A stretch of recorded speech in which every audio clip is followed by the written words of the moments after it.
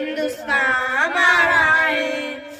میرا وعدہ ہے کہ اس ملک سے الفت رکھوں گا میں, خود ہی میں زندہ اپنے ویر کی عزت رکھوں گا میں. میرا وعدہ ہے کہ اس ملک سے الفت رکھوں گا میں, خود ہی میں زندہ اپنے ویر کی عزت رکھوں گا میں. مٹا دو ڈولیاں دشمن کی وہ طاقت رکھوں گا میں چھوٹا ہوں جوانوں سے بڑی ہمت رکھوں گا میں. لہو کا آخری قطرہ وطن کا ہو گوارا ہے. یہ ہندوستان ہندوستان ہندوستان ہمارا ہے. یہ ہندوستان ہندوستان ہندوستان ہمارا ہے. یہ ہندوستان ہندوستان ہندوستان ہمارا ہے. یہ ہندوستان ہندوستان ہندوستان ہمارا ہے. السلام علیکم. ہندوستان ہندوستان بھارت جمعیت علماء جمعیت علماء دارالعلوم دیوبند مزار سہارنپور ندوۃ العلماء.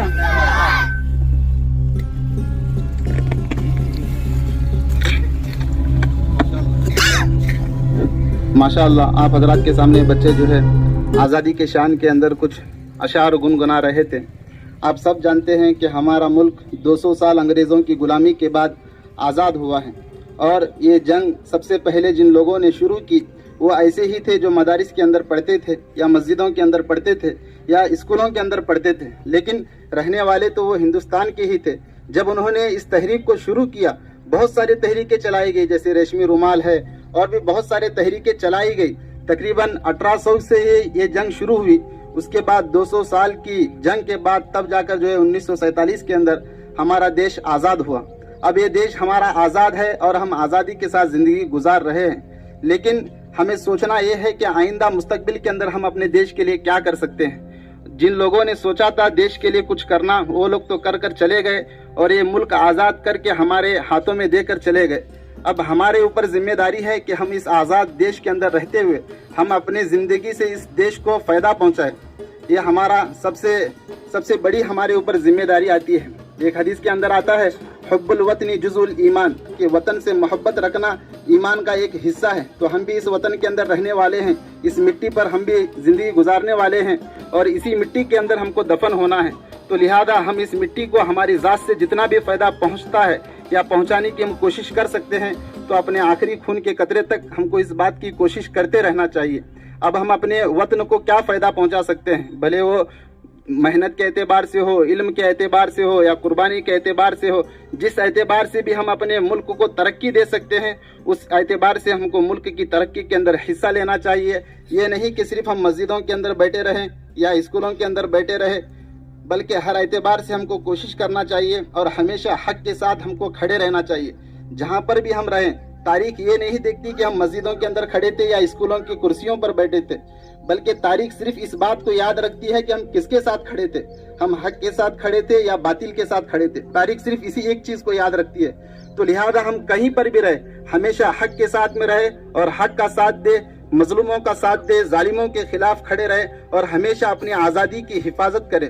ورنہ عام طور سے لوگوں کو غلام بنایا جاتا ہے. گرچہ آج کا زمانہ جسمانی غلامی کا نہیں رہا, لیکن ذہنی غلامی اور سوچ کی اور فکر کی غلامی کا زمانہ ہے کہ لوگ سوچ اور فکر کو غلام بنا رہے ہیں. آج ہم جو سوچتے ہیں یہ اپنے آزاد ذہن سے نہیں سوچتے, بلکہ مغرب جو چاہتا ہے, باہر کے جو ملک یعنی جو لوگ ذہنی طور پر سے انسانوں کو قبضہ کرنا چاہتے ہیں ان کی سوچ کے حساب سے ہم سوچ رہے ہیں. تو لہذا ہم اپنے آزادی کی بھی فکر کریں اور ہمیشہ حق کے ساتھ کھڑے رہیں. اگر حق کے ساتھ کھڑے رہیں گے تو تاریخ ہم کو یاد رکھے گی اور اس ہمارے ذریعے سے اس دیش کو فائدہ پہنچے گا. اگر ہم حق کے ساتھ نہیں کھڑے رہیں گے, اگر ہم حق سے ہٹ کر کھڑے رہیں, گرچہ ہم مصلی پر کھڑے رہ کر نماز پڑھاتے ہوں یا اسکولوں کے اندر کھڑے رہ کر لیکچر دیتے ہوں, اس کے باوجود بھی تاریخ جو ہے ہم کو یاد نہیں رکھے گی کیونکہ ہم حق کے ساتھ کھڑے نہیں رہے. تو لہذا آج کے اس 75 سالگرہ کے وقت میں آپ لوگوں کو یہ پیغام دینا چاہتا ہوں کہ ہم ہمیشہ زندگی کے اندر حق کے ساتھ کھڑے رہیں, چاہے وہ کسی بھی وقت کا معاملہ ہو. جیسے کہ علامہ اقبال نے کہا تھا, مذہب نہیں سکھاتا آپس میں بیر رکھنا, مذہب نہیں سکھاتا آپس میں بیر رکھنا, ہندی ہے ہم ہندو ستا ہمارا, تو لہذا ہم بغیر کسی مذہب کی تفریق کرتے ہوئے صرف اور صرف حق کے ساتھ کھڑے رہیں گے تو انشاءاللہ ہماری ذات سے اس دیش کو بھی فائدہ پہنچے گا اور انسانیت کو بھی فائدہ پہنچے گا. تو لہذا ہم ہمیشہ ہر جگہ پر حق کے ساتھ کھڑے رہیں. سب کریں گے انشاءاللہ. جنگ آزادی کے وقت جو قربانی ہمارے اکابرین اور ہمارے ہندو بھائیوں نے دی ہے اس کو تاریخ کبھی فراموش نہیں کر سکتی ہے. کے نام سے جانا جاتا ہے. انہوں نے سب سے پہلے قدم اٹھایا اور ہندوستان کی جنگ چلتی رہی. پھر ہمارے بڑے بڑے اکابر جیسے مولانا قاسم نانوتوی, شاہ محدث دہلوی, مولانا عبید اللہ سندھی اور مولانا حسین احمد مدنی, جنہوں نے اسیر مالٹا کے اندر رہ کر اس ہندوستان کو آزاد کرایا اور مساجد کا تحفظ ہوتا رہے گا. اب ایک بات آپ کو بتاتا چلوں کہ ہماری سوچ جو ہے ہمارے اکابرین کے نہج پر آئے گی تو ہمارے مدارس محفوظ رہیں گے, ہمارے مساجد محفوظ رہیں گے. ابھی حال ہی میں مساجدوں کو شہید کیا جا رہا ہے, اس سے بھی ہماری لاپرواہی کی وجہ سے ہے.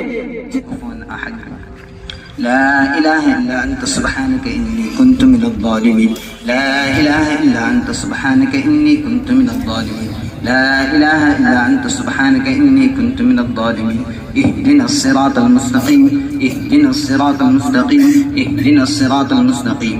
صراط الذين أنعمت عليهم من النبيين والصديقين والشهداء والصالحين وحسن أولئك رفيقا غير المغضوب عليهم ولا الضالين. اے رب العالمین ہمارے گناہوں کو تو معاف فرما, ہمارے خطاؤں کو تو درگزر فرما.